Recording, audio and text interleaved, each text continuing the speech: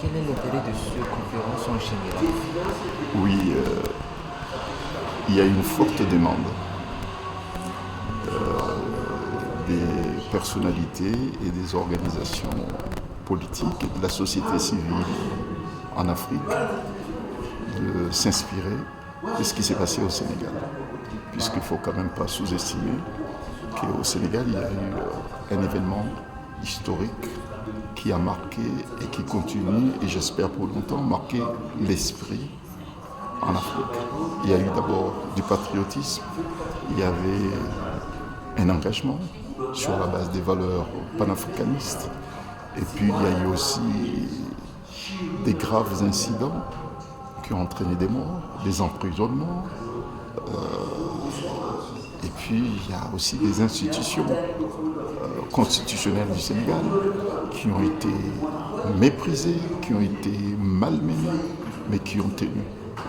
Bon, donc c'est des événements qui se sont déroulés en Afrique, et puis il y a cette transition politique, démocratique, légale et apaisée et appréciée par tout le monde.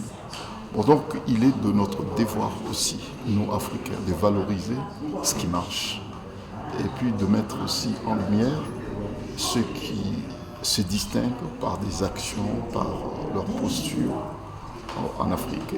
Donc c'est une première conférence qui sera suivie par d'autres dans d'autres pays pour continuer à expliquer le concept du néo-panafricanisme à l'instar de ce qui s'est passé au Sénégal. L'objectif, c'est d'arriver dans le chamboulement actuel du monde, de l'ordre mondial, de voir comment nous pourrons bâtir un autre Afrique, un nouvel ordre africain. C'est ça en fait. Voir les personnalités malgaches, des anciens premiers ministres, des présidents, anciens présidents de l'Assemblée nationale, des anciens dirigeants des régimes de transition à Madagascar, venir prendre part à cette conférence montre aussi l'intérêt que les Malgaches, à l'instar des autres leaders africains, sur ce qui s'est passé au Sénégal. Donc je ne suis pas du tout surpris, parce que s'agissant de Madagascar, c'est quand même un pays qui, dans le passé, a su aussi se distinguer, montrer la voie. C'est l'un des pays d'Afrique francophone qui a sa propre monnaie. Et ça date depuis les années 70. Alors que les autres essayent de s'affranchir pour avoir leur propre monnaie. Donc Madagascar a pris sa souveraineté monétaire depuis X temps. Donc elle a aussi, Madagascar a aussi son témoignage, a aussi son mot à dire dans la redéfinition de ce que doit être le néo-panafricanisme. Et je ne suis donc pas surpris de voir des anciens dirigeants et des dirigeants actuels malgaches venir assister à cette conférence publique. Si on prend la référence sur l'élection présidentielle au Sénégal, par rapport au Sénégal, où on est Madagascar, dans le respect du droit constitutionnel, dans le respect de la liberté d'expression et dans même le développement économique, quels sont encore les défis à relever pour Madagascar dans ces contextes-là? Il n'y aura pas de possibilité de développer Madagascar économiquement s'il n'y a pas de liberté, s'il n'y a pas de démocratie, si l'état de droit n'est pas inscrit dans la conscience d'abord des dirigeants et puis de la population. Le premier défi de Madagascar, comme les autres pays d'Afrique, c'est l'état de droit, la démocratie. Et à partir de là, on parlera de liberté. C'est un défi majeur pour tous les pays africains, y compris Madagascar. Bon, il y a sans doute beaucoup de travail à faire ici à Madagascar pour que Madagascar puisse d'abord s'inscrire dans cette dynamique africaine d'installation d'un état de droit et puis de la démocratie. Il y a beaucoup de choses à faire. Voilà. Mais Madagascar ne sera pas seul, puisque, je le disais tout à l'heure, il y a une convergence des consciences africaines pour justement parvenir à cet idéal démocratique. Et puis, voilà. Donc il n'y a pas de raison à ce que Madagascar soit le mauvais élève de l'Afrique. Madagascar, dans l'histoire, a été champion. Il a le moyen, la grande île a le moyen de redevenir un pays référent en termes d'alternance démocratique, un pays référent en termes de justice, un pays référent en termes d'État. J'en suis convaincu, parce que je sais que la plupart des leaders, les anciens leaders africains, l'élite africaine, la plupart d'entre eux ont été formés ici à Madagascar. Donc faisons en sorte que notre leader régional redevienne clairvoyant et puis rayonnant. Merci beaucoup. Voilà.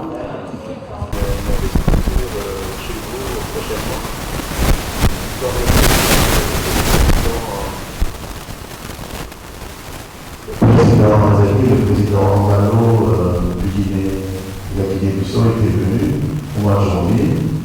Je pense qu'ils seront chez vous avec le nôtre au mois de mai. C'est quand même un petit club d'amis, comme un certain tweet de Madagascar avait dit, qui ne se lâche pas, même dans les moments les plus difficiles. Et c'est peut-être là la prise de conscience que vous avez dit. J'ai noté à plusieurs reprises le mot conscience. Conscience dans votre intervention. Il y a la conscience des politiciens, la conscience de ceux qui disent de moi, et puis la conscience de la société civile. Je pense que ce qui s'est passé au Sénégal, c'est une convergence, c'est de la conscience de la société sénégalaise en général. Et comment faire en sorte que dans nos pays, il y a cette conscience commune de vouloir changer les choses. Parce que, comme vous le savez, ici c'est compliqué. On a eu l'occasion d'échanger à plusieurs reprises. J'espère qu'il n'y a pas beaucoup de monde de la société civile, malheureusement, comme d'habitude. Mais la société civile a une conscience quand elle est financée par des partenaires étrangers. Donc c'est la conscience de celui qui paye. Mais quand elle n'est pas payée, elle a perdu sa conscience. Et la force des pays de l'Afrique de l'Ouest, je pense, c'est que vous avez une diaspora très importante et investie dans l'économie et dans la vie de leur pays respectif. Et je pense que c'est cette connexion de ceux qui vivent, qui ressentent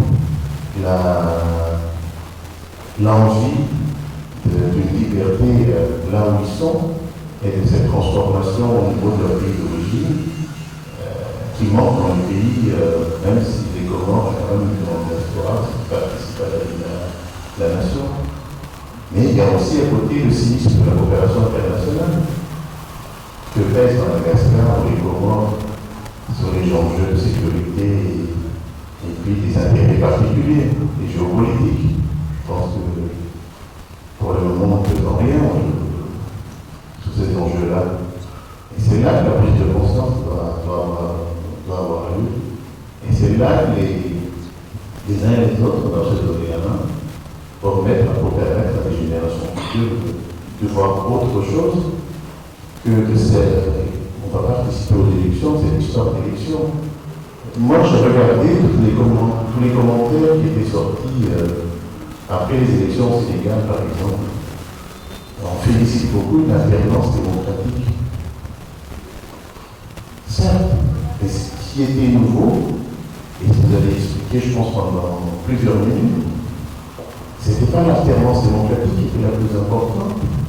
C'était les institutions en place qui ont joué leur rôle, qui a permis une alternance démocratique.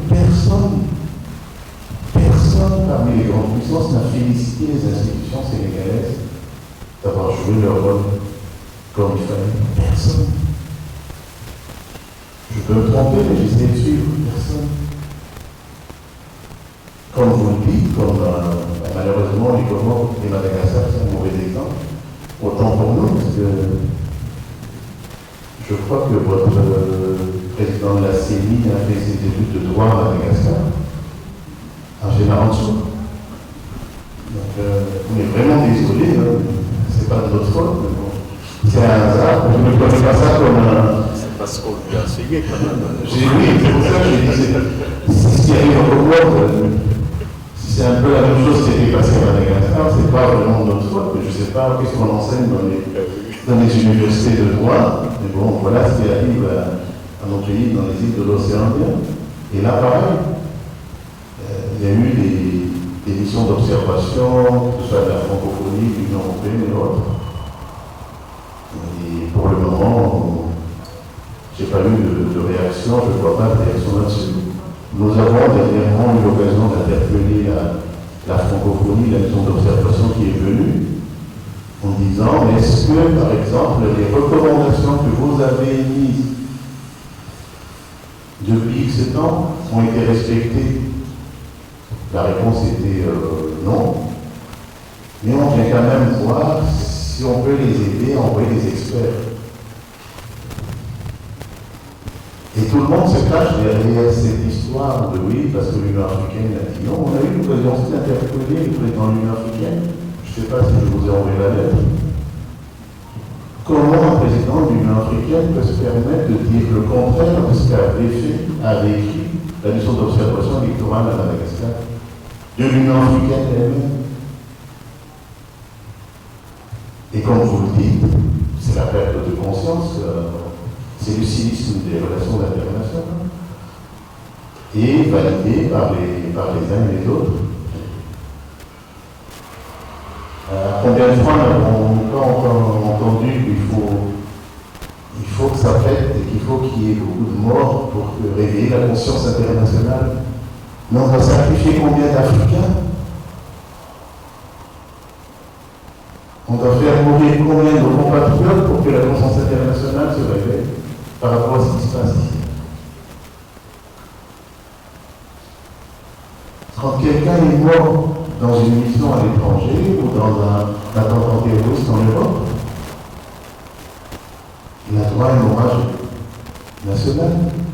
Et combien de jeunes africains, malgaches ou des malgaches sont morts pour défendre leurs droits ici à Madagascar en tribu de reconnaissance? Est-ce qu'il y a eu une conscience qui s'est levée en disant il y a une mort malgache et une mort européenne ou américaine ou chinoise ou russe? C'est la même personne, c'est la même. Non. Donc je pense que c'est à nous, au niveau africain, de démontrer aujourd'hui qu'on peut faire plus. Nous avons fréquenté les mêmes écoles, les mêmes universités. Comment on peut admettre que certaines personnes continuent à nous donner des leçons sur la manière dont nous devons faire et nous devons nous comporter vis-à-vis d'un tel ou tel problème? Et pour finir, les élections, c'est juste une étape. On fait des élections sur l'autel de la démocratie, mais c'est pas parce qu'on a fait une élection qu'on est dans une démocratie. La démocratie a besoin d'une élection. Une élection n'a pas besoin de démocratie. Nous avons eu la preuve, je pense, chez nous à Madagascar et au Comores. Donc là aussi, il y a une vraie définition de ce qu'on appelle démocratie. Parce que la démocratie, dans certains cas, ne correspond pas à ce que vivent les Africains, les Malgaches en général, les Comoriens, dans leur ensemble. Donc il faudrait qu'on se mette d'accord sur la même définition de la démocratie. Si ça s'est bien, les élections, la démocratie était renforcée chez vous parce que les élections se sont bien passées. Mais chez nous aussi, la démocratie marche parce qu'il y a eu une élection. C'est un peu compliqué, mais en tout cas, on vous remercie pour ces témoignages. Je pense que ça va nous permettre de réfléchir sur nous-mêmes et de voir en quoi nous sommes en premier lieu responsables de notre avenir. Et comme vous l'avez si bien dit, c'est à nous de prendre notre destin en main. Personne ne le fera à notre place. Merci. Les injustices sociales, ils parcourent pas mal de capital pour soutenir. Arriver à mettre en place la vraie démocratie au Madagascar, parce que tôt ou tard, parce qu'il n'y a pas que Madagascar et Comores, parce qu'il y a pas mal de pays africains qui se trouvent dans la même situation que Madagascar et Comores. Donc, tôt ou tard, nos chemins respectifs se rejoindront et puis on arrivera à trouver la solution pour mettre en place la vraie démocratie et réaliser les vraies aspirations de nos peuples respectifs. Ça c'est quelque chose, mais je voudrais dire aussi que plutôt un questionnement. Tout à l'heure, vous avez parlé du nouvel panafricanisme. Est-ce vous qui êtes, je dirais,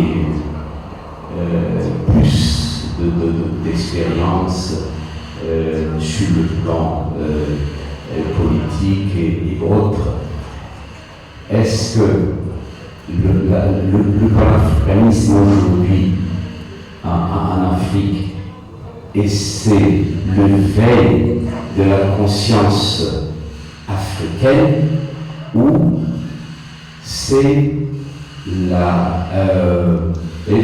c'est plutôt les systèmes que les Occidentaux ont mis en place dans leur rapport avec le continent africain atteignent leur limite.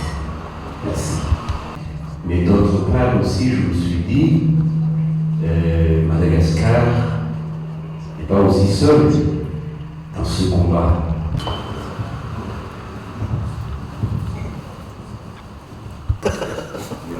Et en plus avec tout ce qui se passe actuellement.